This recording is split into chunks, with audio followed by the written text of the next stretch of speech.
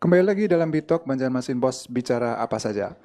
Kalau tadi kita sudah mewawancarai panjang termasuk membacakan pertanyaan dari pemirsa di YouTube. Nah, saat ini di sesi 3 kami memberi kesempatan pada adik-adik yang hadir di ruangan ini di general ruang general building ULM untuk bertanya kepada 3 orang narasumber kita yang hadir di sini. Supaya mempersingkat waktu, nanti masing-masing langsung saja sebutkan nama, kemudian pertanyaannya ditujukan kepada siapa. Baik, saya beri kesempatan pada yang hadir di sini untuk bertanya. Silakan angkat tangan. Oke, saya mulai dari yang tengah dulu, karena 2 cewek ini, 1 yang cowok dulu ya. Beri kesempatan dari cowok dulu, sebutkan nama, kemudian pertanyaan ditujukan kepada siapa.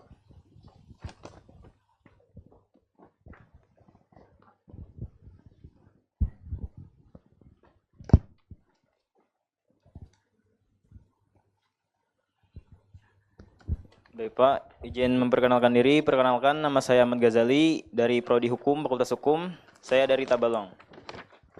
Pertanyaan saya untuk Bapak Wakil Rektor.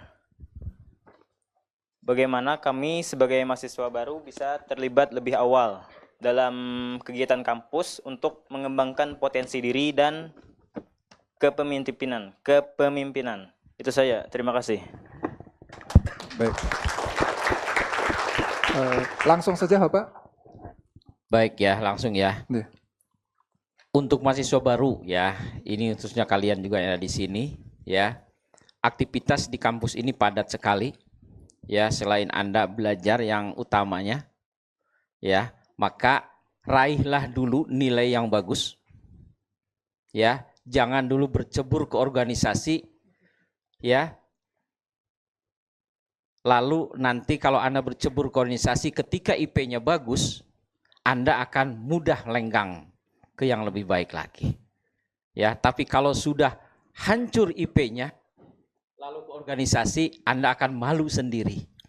Ya, nanti kuliah lambat, ya lambat selesai, sudah IP hancur, ya kan, jadi ketua BEM tapi IP-nya jelek, kan itu ya. Nah itu. Tapi jangan sama sekali Anda tidak ada aktivitas. Ya, mulai Anda sebagai anggota di organisasi, jangan dulu ngambil cucuk pimpinan sebagai ketua, jangan dulu. Ya, kalau IP Anda sudah bagus, nah baru Anda berpikir untuk menjadi ketua itu, ketua ini. Ya kan? Aktivitas di kampus ini banyak sekali. Anda ingin nanti akan dibawa kepada pembentukan diri menjadi mahasiswa yang bertalenta. Ya, ada program PKM, ada PPK Ormawa yang senang di bisnis, Anda akan dibawa ke masalah wirausaha, banyak sekali. Ya, nah itu bisa diraih. Ya, prestasi nasional, internasional itu harus bisa anak-anak IBFL ini wujudkan. Ya, dan itu sekarang menjadi sorotan kami dari kemahasiswaan. Siapa yang punya talenta bagus, ya akan dibentuk terus, ya, dan Anda akan terdaftar menjadi mahasiswa yang bertalenta di nasional, akan terdaftar ketika Anda mendapatkan kejuaraan-kejuaraan nasional dan internasional. Ya, jadi itu ya dari awal adalah IP-nya dulu, ya. IP baguskan IP dulu, baru nanti Anda sedikit-sedikit masuk organisasi, ya itu. Itu yang selalu saya ingatkan kepada mahasiswa-mahasiswa semua ya yang akan berkiprah di organisasi. Ya, jangan sampai nanti hancur gara-gara organisasi, jangan juga demikian.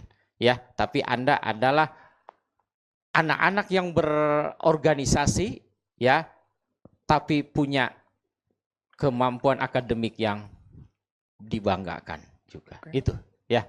Oke. Baik. Manajemen waktu ya Pak. Manajemen waktu penting. Ya, oke. Baik, penanya berikutnya tadi kalau Mbak yang dekat sini.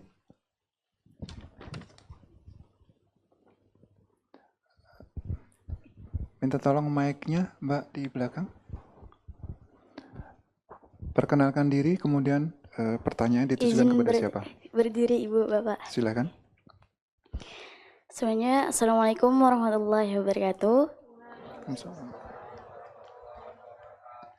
Perkenalkan, nama saya Sri Rahma dari Prodi Pendidikan Sosiologi.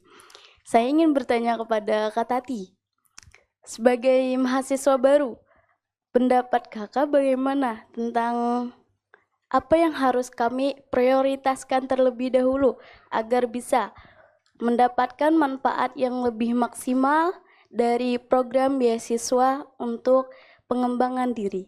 Terima kasih. Oke. Silakan. Baik, langsung saja aku jawab ya. Seperti yang dibilang Bapak Rusmin tadi, kuliah itu paling penting, paling prioritas. Selanjutnya kalian mengikuti prestasi, mendapatkan prestasi, ikuti sebanyak-banyaknya lomba karena prestasi di Adar sangat dihargai dan banyak peluang kalau kalian mendapatkan prestasi. Selanjutnya kalian ikut organisasi di kampus, ikut volunteer, ikut kegiatan sosial lainnya. Jadi yang paling prioritas itu kuliah dulu. Oke. Apakah terjawab? Oke. Tadi ya pesannya ya hampir sama bahwa ketika mendapatkan program beasiswa ya tentu perkuliahan yang lebih utama, baru kemudian pengembangan soft skill-nya berjalan mengikuti perkuliahan tadi. Terakhir dari saya tadi lihat dari samping sini ya. Oke. Mbak, silahkan, ada mic-nya di belakang.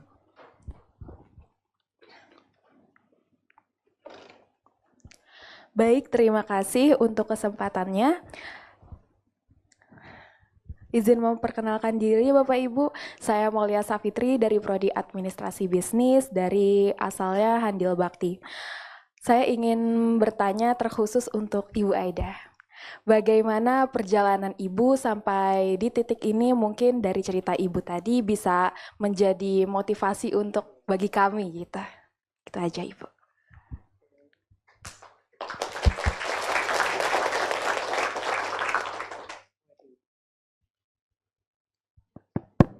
Siapa tadi namanya? Maulia, Bu. Maulia. Iya. Maulia nih nanya saya begini mau ngajak saya ngopi kayaknya soalnya. Oke. Terima kasih pertanyaannya. Saya sebenarnya juga sering sharing ke adik-adik penerima beasiswa. Tati juga mungkin udah pernah dengar saya sharingnya.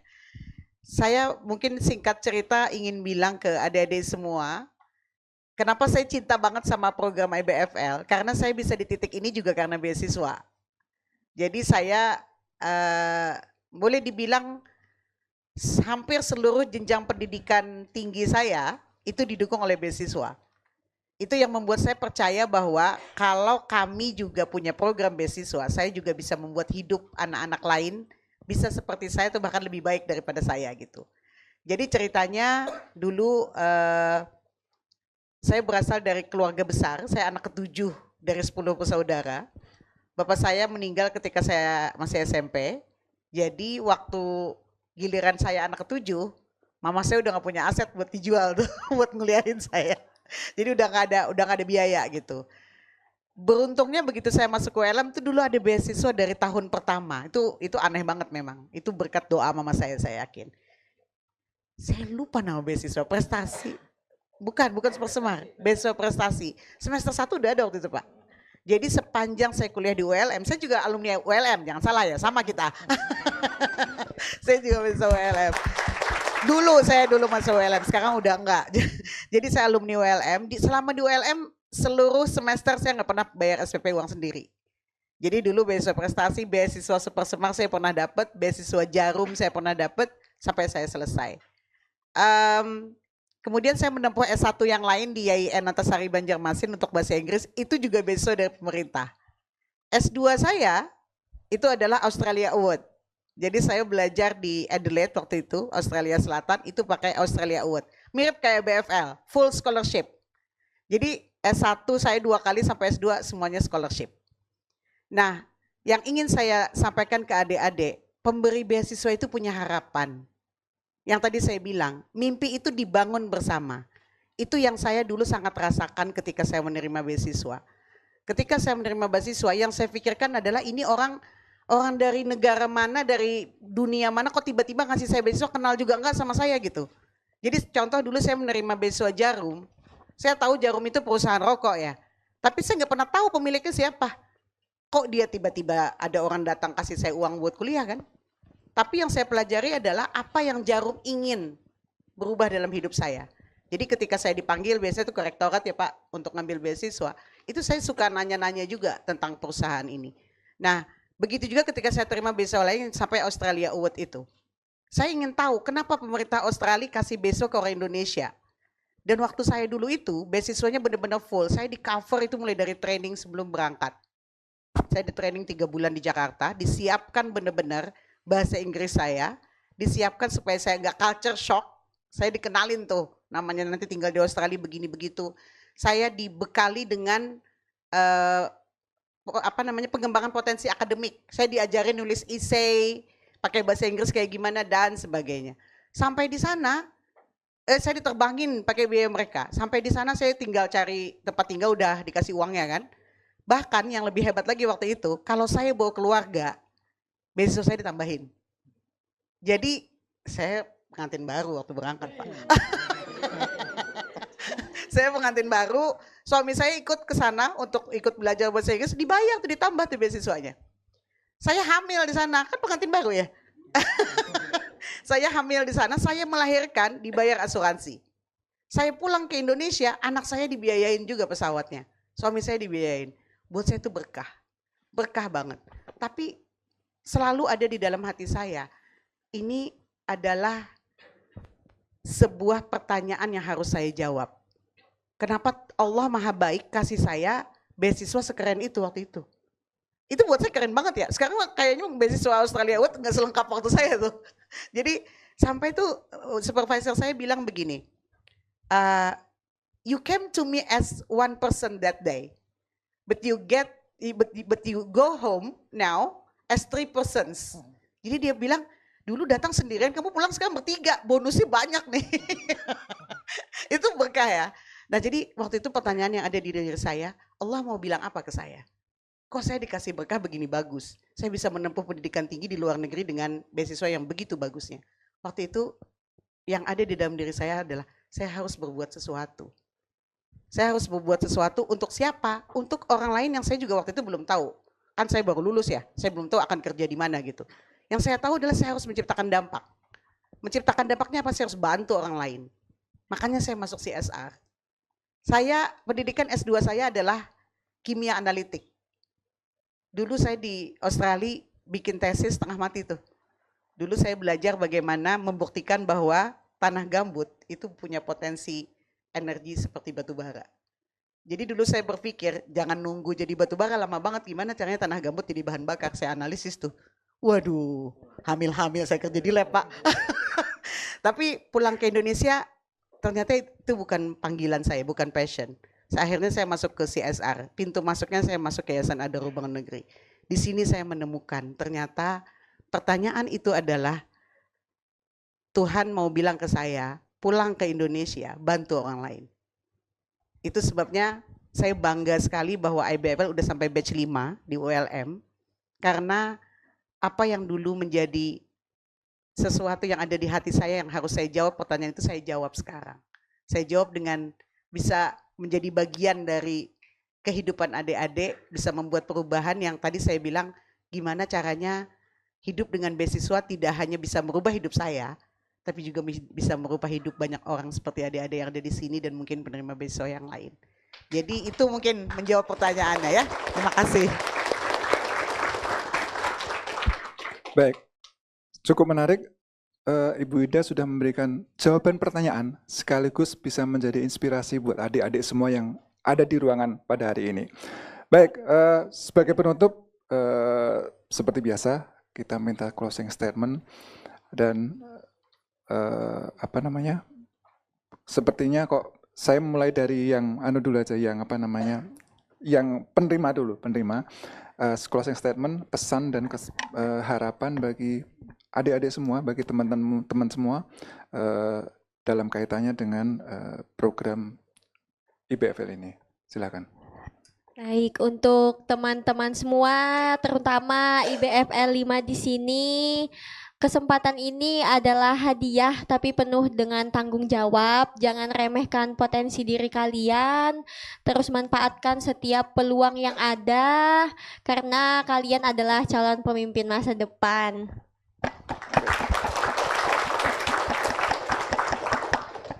Oke. Baik Pak Rusmin, pesan ya Pak, untuk pesan ya ini harapan dan sebenarnya tidak hanya harapan pada yang hadir di sini, tapi juga bagaimana harapan bahwa program ini bisa berdampak terhadap peningkatan kualitas SDM khususnya di Kalsel ini, Pak. Baik ya, terima kasih. Anak-anakku semua ya, yang ada di sini ataupun yang di luar, Di YouTube.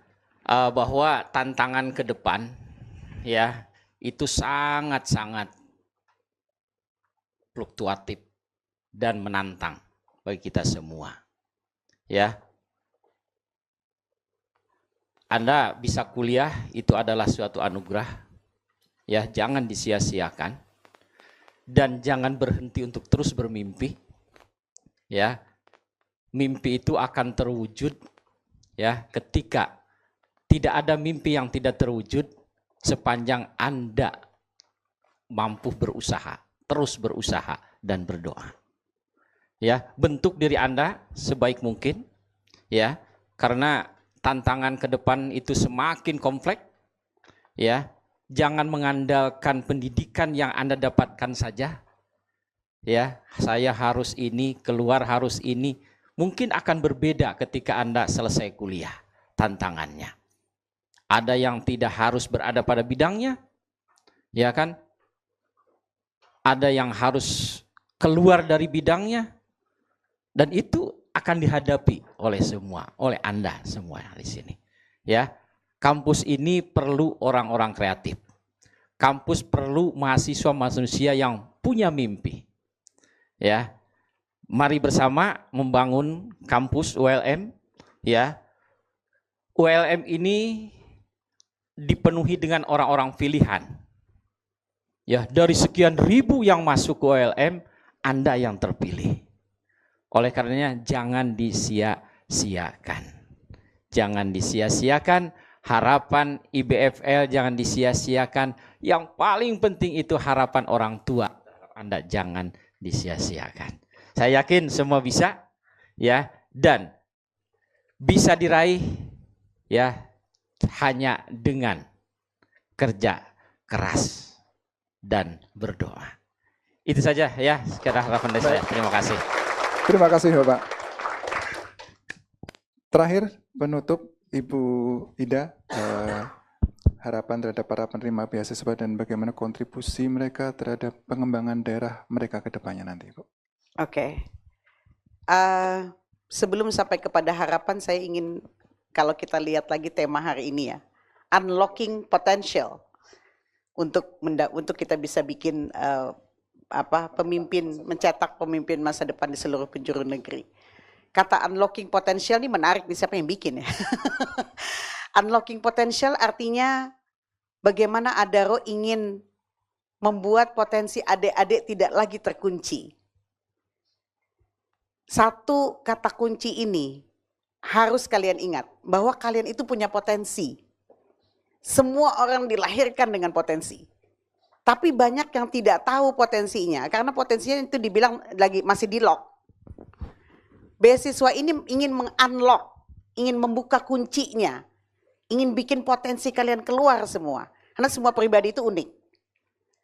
Kenapa beasiswa ini tidak hanya menyediakan dana untuk academic excellence, saya bilang, untuk kalian belajar secara akademik. Kenapa kami berikan kesempatan soft skill dikembangkan? Kenapa kami bilang ikut organisasi? Nanti ya, tentu tadi prioritasnya katanya kuliah dulu, saya setuju. Kenapa kami bilang kalian harus belajar juga jadi volunteer? Kenapa harus magang? Itu semua karena temukan potensimu. Potensi itu, jadi bos saya, Bu Okti, selalu bilang, orang tuh kadang nggak sadar bahwa dia itu kalau ibarat mobil itu dia Mercy. CC-nya gede. Tapi dia masih ngerasa dia CC-nya masih 1000 cc gitu. Sehingga tidak dioptimalkan. Atau mungkin ada potensinya belum di-unlock. Nah, temukan itu di diri kalian. Kalau kalian ketemu, wah potensi saya ternyata lebih dari ini, push to the limit, kejar terus. Karena apa? Tadi Pak Rusmin bilang dunia berkembang, cepat sekali, tantangannya luar biasa. Di dunia kerja kami sangat menyadari, itu harus cepat mengikuti perkembangan, apalagi teknologi ya. Sekarang jangan sampai kita lebih bodoh daripada AI. Ya enggak? Waduh, kalau kita butuh informasi gak perlu nanya manusia. Saya tinggal buka HP saya aja, saya tanya aja tuh, Bixby, ada Bixby, saya Android soalnya. Saya tinggal tanya dia jawab kan. Dan dia jawabnya itu, waduh, chat apa? Chat GPT. Coba. Makanya udah banyak yang ngerjain tugasnya gampang ya. Nah, jangan sampai kita lebih bodoh daripada AI. Jadi teknologi aja udah diciptakan sedemikian rupa. Kalau kita sudah kalah dengan AI, jangan harap kalian akan dapat peluang kerja yang baik. Kalian harus lebih hebat daripada itu. Apa bedanya kalian dengan AI? AI itu mesin, dibikin oleh manusia. Yang dia tidak punya adalah hati, perasaan, kebijakan. Wisdom, itu yang nggak punya. Maka ketika kalian di-unlock potensialnya, tidak hanya potensi diri yang itu, soal intelijensi, soal kognitif yang kalian unlock, tapi belajarlah juga untuk mengenal diri kalian lebih jauh. Belajar tentang wisdom. Adik-adik generasi Z ini harus belajar dari pendahulunya, bahwa ada wisdom yang harus dipelajari. Jadi harapan saya, kalian tidak sekedar melihat ini sebagai kesempatan belajar secara konvensional, tapi lihatlah ini sebagai unlocking potential. Artinya tidak sekedar belajar, masuk kelas, nyatet, ngerti teori. Banyak sekali yang harus dieksplor. Beasiswa ini menyediakan segalanya. Setelah itu, luluslah dari ULM sebagai alumni-alumni yang membanggakan. Alumni-alumni yang sudah siap berkarya di mana saja. Ada satu hal yang ingin saya sampaikan. Di dunia kerja sekarang, kepintaran, kecerdasan enggak cukup. Kami sangat mengandalkan attitude. Saya pernah interview beberapa orang, baru di layar pertama online nih, enggak ketemu langsung. Baru pertama penampakan aja udah enggak pantas, HR enggak akan kasih kesempatan. Belum ngomong tuh baru memperkenalkan diri, HR bilang enggak nih. Masa interview pakai kaos oblong. Beda ketika yang masuk, dia pakai pakaian rapi. Orang langsung tahu attitude-nya, dia menghargai orang lain. Nanti kalau di kantor bagaimana kalian bisa membawa diri, menghormati atasan kalian. Bagaimana kalian memegang teguh nilai-nilai, bagaimana nilai-nilai integritas, bagaimana kalian menjaga kepercayaan dan seterusnya, itu juga jauh lebih penting. Jadi beasiswa ini mengharapkan pemimpin masa depan yang cemerlang, yang paketnya komplit. So, itu yang harus kita capai, itu harapan kami. Karena kalau udah jadi paket komplit, ketika kembali ke daerah masing-masing, saya yakin kalian itu yang menjadi yang terdepan. Itu harapan Adaro. Tadi Pak Rusmin bilang, kembali ke daerah kalian, atau kalaupun tidak persis kabupatennya, kita bangun Indonesia. Ya, kita bangun Indonesia. Saya aja pulang ke Indonesia. Ayo kita bangun Indonesia, Indonesia harus lebih baik. Dan satu pesan lagi Mas Hari, buat ULM, buat media seperti Mas Hari, buat teman-teman stakeholder kami yang lain, kami dibantu banyak sekali pihak ketika membimbing adik-adik ini. Jangan berhenti yuk berkolaborasi, Adaro nggak mau sendirian. Adaro senang sekali berkolaborasi, pemerintah daerah, pemerintah provinsi, pemerintah pusat, swasta yang lain. Ayo kita bangun Indonesia yang bisa memiliki sumber daya seperti kami yang bisa unlock potensial untuk makin banyak lagi anak muda yang bisa jadi pemimpin Indonesia. Supaya kita punya bonus demografi jadi kenyataan ya. Jadi itu mungkin harapan kami di Adaro. Terima kasih kerjasamanya Pak Rusmin, Mas Hari, adik-adik semua, stakeholder kami yang lain. Mudah-mudahan ini bukan yang terakhir ya. Beasiswa ini akan bisa terus memberikan dampak. Itu saja dari kami. Baik, terima kasih Pak Rusmin, Pak kemudian Ibu Ida dan adik kita Hartati. Kita sudah di penghujung acara.